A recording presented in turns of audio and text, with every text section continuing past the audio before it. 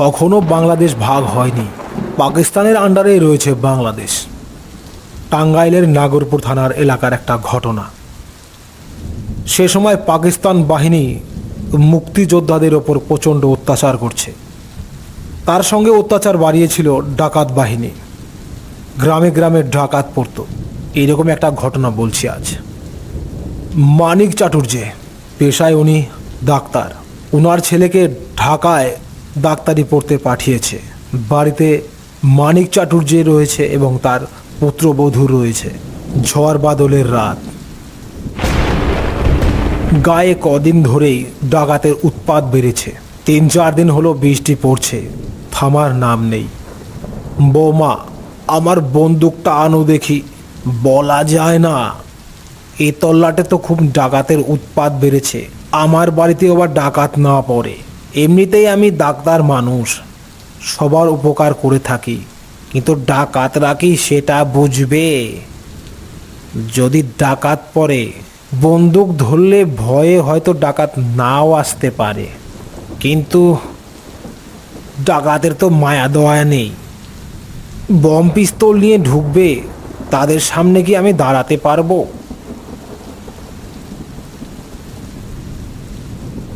এইরকম সময় আবার লালুটার অসুখ হলো। বাড়ি ফিরে গেছে। ও থাকলে একটু সাহসটা বাড়ে। কে জানে কপালে কি যে আছে। বাবা, তার চেয়ে বরং গেটটা লাগিয়ে দিয়ে আসুন। দরজাটা ভালো করে বন্ধ করে ঘরেই বসে থাকি। রাত পোহালেই বিপদটা কেটে যায়। এই রাতেই যত ভয়। ঠিকই বলেছ, গেটটা শক্ত করে লাগিয়ে দিয়ে আসি, তারপর দরজাটা ভালো করে বন্ধ করে দেব।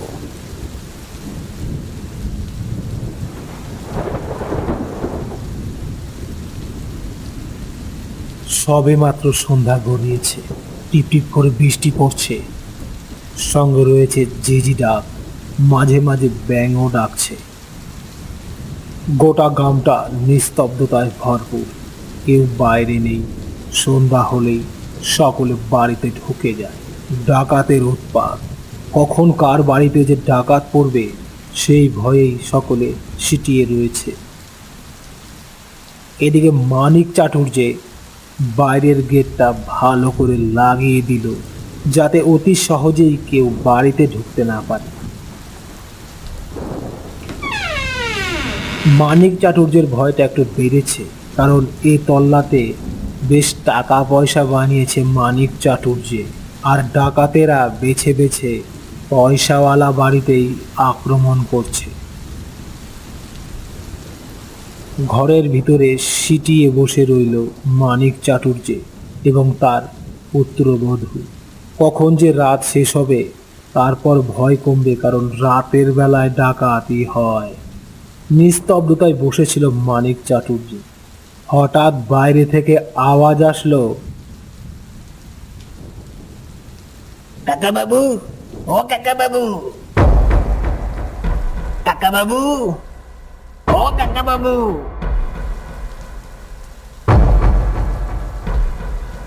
বুকের ভেতরটা ধাপাস করে উঠল মানিক চাটুর্যে। এ কাকা বাবু বলে ডাকে। এ আসলো আবার রাতের বেলা, কাকা বাবু বলে ডাকছে। ডাকাতেরা তো আবার কোনো ষড়যন্ত্র করছে না তো? নাকি কোনো রোগী আসলো? রোগী আসলেও আমি রাতের বেলা গেট খুলছি না। বাবা, আপনি গেট খুলবেন না। আমার মনে হচ্ছে ডাকাত পড়েছে। ভয়ে শিখিয়ে গেল মানিক চাটুর্যে। ডাকাতের ষড়যন্ত্র নাকি? মনে মনে ভারী দুশ্চিন্তায় পড়ে গেল মানিক চাটুর্যে। এবারে কি করে?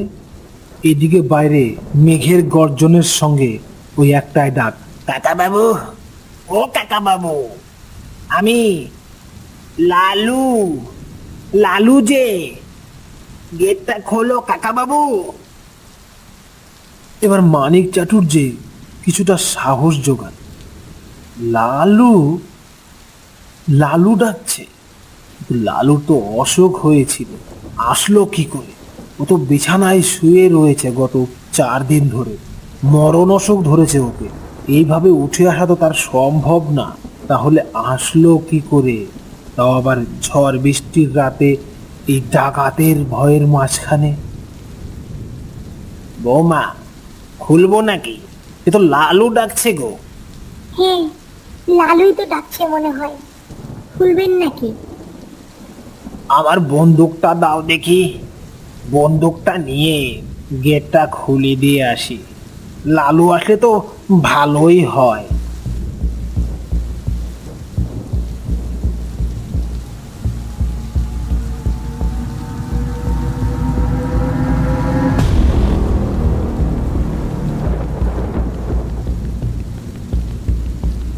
বাইরে বাড়িয়ে গেট খুলে দেখলো সত্যি সত্যি লালু দাঁড়িয়ে রয়েছে। চেহারার মধ্যে অনেকটাই গরমিল, মুখ চোখটা কেমন যেন শুকিয়ে গেছে। এরকম তো হওয়ারই কথা ছিল, মরণ রোগে পড়েছিল যে লালু। আয় আয়, ভেতরে আয়, তাড়াতাড়ি আয়, আর গেটটা বন্ধ করে দে। আয় আয়, ভেতরে আয়, বন্ধ কর, তাড়াতাড়ি বন্ধ কর। লালু তাড়াতাড়ি গেট বন্ধ করলো এবং দুজনে ঘরের ভেতরে চলে গেল।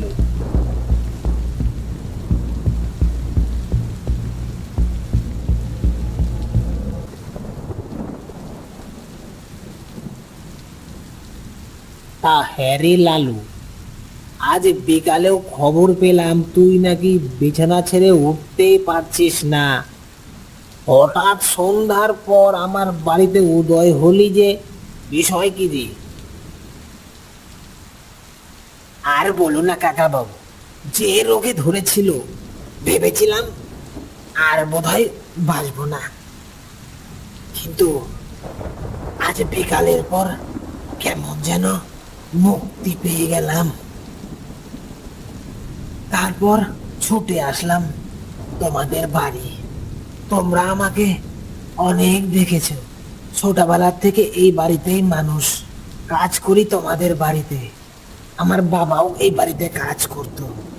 এই বাড়ির প্রতি আমার একটা দায়বদ্ধতা রয়েছে। এই বাড়ির ঋণ কোনোদিনও শোধ করতে পারবো না।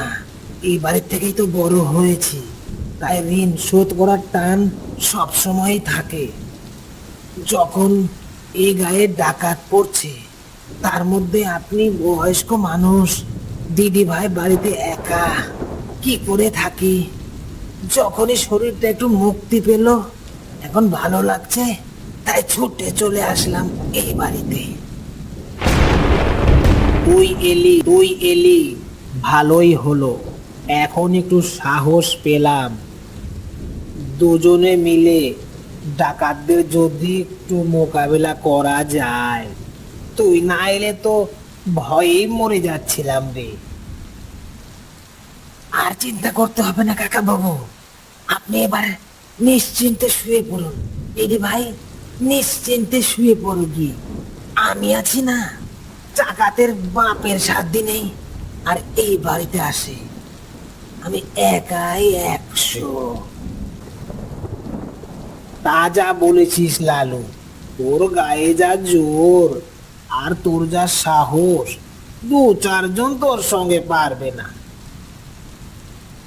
এই বন্দুকটা তোর সঙ্গে রাখ।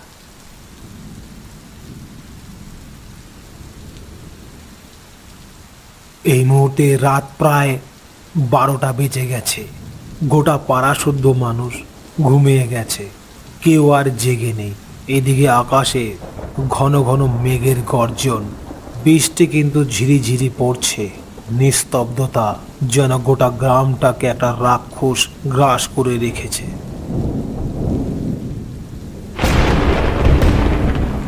এদিকে বাইরে গোটা বাড়িটা লালু পাহারা দিচ্ছে। কিন্তু হঠাৎ কারা যেন সব মশাল নিয়ে মানিক চাটুর্যের বাড়ির দিকে আসছে।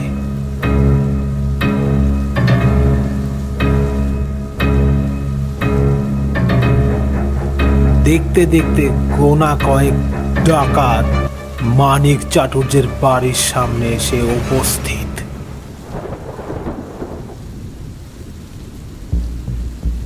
এই মানিক চাটুর্যে, তাড়াতাড়ি ভালোই ভালোই গেটটা খুলে ফেল।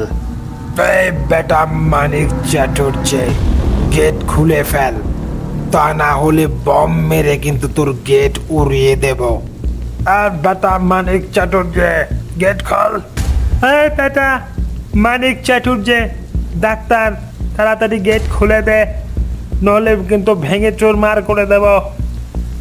ডাকাত দল এবার বাড়ির সামনে চিৎকার চেঁচামেচি শুরু করে দিয়েছে।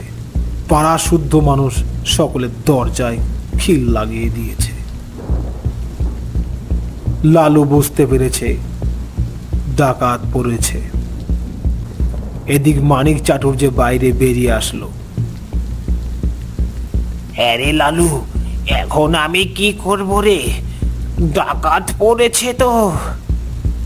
আপনি কিচ্ছু চিন্তা করবেন না কাকা বাবু, আমি আছি তো।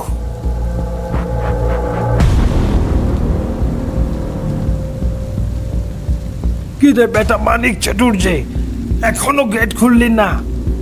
বোমা মেরে তোর গেটই উড়িয়ে দেব আমরা। কিছুক্ষণ পর বীভৎস একটা বমের আওয়াজ হলো। ডাকাতেরা বোমা মেরে মানিক চাটুর্যের বাড়ির সামনের গেটটা উড়িয়ে দিয়েছে। এইবার লালু হাতে একটা লাঠি নিয়ে ডাকাতের দিকে তেড়ে যাচ্ছে। তুই আবার কোথায় যাচ্ছিস? লুকিয়ে পড়, চল পালিয়ে লুকিয়ে যাই। কাকা বাবু, আপনি ঘরে যান, আমি ডাকাতদের দেখে নেব। আর হ্যাঁ কাকা বাবু, আপনাদের প্রতি আমার একটা দায়বদ্ধতা আছে। ঋণ শোধ করতে হবে না। আপনার বাড়ির নুন খেয়েছি, তার ভরসা রাখবো না। আপনার গোটা বাড়ির ওপর কোনো আক্রমণ হবে আর আমি দাঁড়িয়ে দাঁড়িয়ে দেখব, সেটা হবে না। আপনাদের সকলকে বাঁচানোর দায়িত্ব আমার। আপনি ঘরে যান।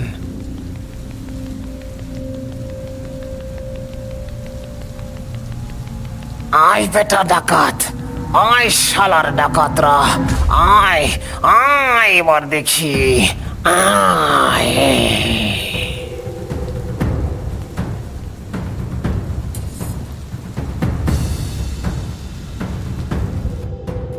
ডাকাত আর লালুর মধ্যে বীভৎস সংঘর্ষ বেঁধে গেল।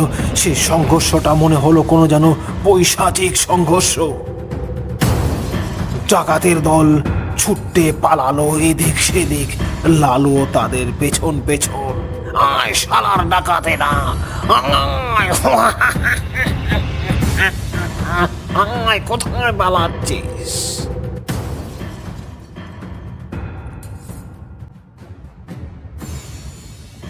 কিছুক্ষণের মধ্যেই নিস্তব্ধ হয়ে গেল মানিক চাটুর্যের বাড়ি। সারা রাত গেল, ভোর হয়ে এলো। তারপর সকালে উঠল মানিক চাটুর্যে। দুপুরও হয়ে এলো, লালুর দেখা তো পাওয়া যাচ্ছে না। লালু কি ডাকাতদের ধাওয়া করতে করতে অবশেষে মারা গেল নাকি? লালুটার জন্য দুশ্চিন্তা হচ্ছে এবার মানিক চাটুর্যের। নাকি লালু ডাকাত সঙ্গে করে নিয়ে এসেছিল মানিক চাটুর্যের বাড়িতে ডাকাতি করার জন্য? যদি তাই হয় তাহলে ডাকাতি না করে পালালো কেন? হাতে তো সমস্ত সুযোগই ছিল। না, এমনও মনে হচ্ছে না মানিক চাটুর্যের। অবশেষে ঝিরিঝিরি বৃষ্টির মাঝে ছাতা নিয়ে বেরিয়ে পড়ল মানিক চাটুর্যে লালুর বাড়িতে। লালু বাড়িতে একাই থাকে, তার একুল ওকুলে কেউ নেই। গ্রামের শেষ মাথায় বাড়ি। হাঁটতে হাঁটতে মানিক চাটুর্যে তার বাড়ির সামনে গেল। লালু, লালু রে, এই লালু, ঘরে আছিস নাকি? লালু, এই লালু। এত ডাকা সত্ত্বেও বেরিয়ে আসলো না লালু। গেল কোথায়? নাকি ঘরেই শুয়ে আছে, নাকি মারা গেল কাল রাতে লালু? কোনো খবরই তো পাওয়া যাচ্ছে না। লালু, এই লালু, কাকে ডাকেন? পেছন থেকে একটা লোক বলে উঠল, কাকে ডাকেন? লালুকে ডাকছি। লালু বাড়িতে নেই? আর বাড়ি? লালু তো কাল বিকেলে মারা গেছে। ওকে শ্মশানে কালকেই আমরা পুড়িয়ে আসলাম। ছেলেটা বেচারা বড় একা ছিল, আপনার বাড়িতে কাজ করত। কয়েকদিন ধরে মারণ অসুখে পড়েছিল বেচারাটা, অবশেষে মারা গেল। এ কথা শুনে মাথায় হাত মানিক চাটুর্যে। মারা গেছে? তাহলে কাল যে আমার বাড়িতে গিয়েছিল লালু রাত্রিবেলা। মাথা খারাপ হয়েছে আপনার? যাকে পুড়িয়ে আসলাম সে জ্যান্ত হয়ে আপনার বাড়িতে গেল? পাগল নাকি? যত সব। এই বলে লোকটা চলে গেল। মানিক চাটুর্যে কোনো মতেই মনকে বুঝ দিতে পারছে না। তাহলে কাল তার বাড়িতে কে গেল? কে ডাকাতদের তাড়ালো? কে বা তাদের সামনে কথা বলল? সেটা কে ছিল? এবার মানিক চাটুর্যে বুঝতে পারছে। বারবার লালু বলছিল, ঋণ শোধ করতে এসেছি, আমার একটা দায়বদ্ধতা আছে না? তাহলে কি লালু ঋণ শোধ করতে গিয়েছিল পেত রূপে? কাল কি ভূত ছিল মানিক চাটুর্যের বাড়িতে? যদি আমাদের গল্পগুলো আপনাদের ভালো লেগে থাকে অবশ্যই সাবস্ক্রাইব, লাইক, শেয়ার করবেন। রূপম বায়োস্কোপের সঙ্গে থাকার জন্য আপনাদের অসংখ্য ধন্যবাদ।